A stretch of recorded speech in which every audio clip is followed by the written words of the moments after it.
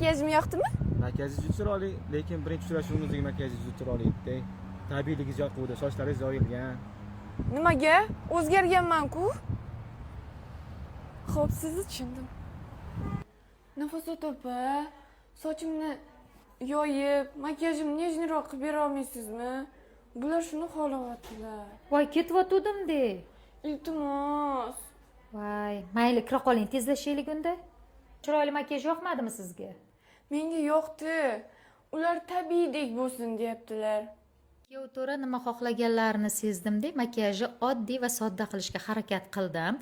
Ko'z va qoshlarni juda ham tabiiy bo'yashga harakat qildik. Ko'zlari o'zi shiringina ekan. Jidki tenda ozginagina bo'yab berdim. Xolos, hech qanaqangi strelka va ortiqcha ten surmadik. Tabiiyligicha qoldirdik. Yuz tonlarini esa juda ham yupqa ton berdim.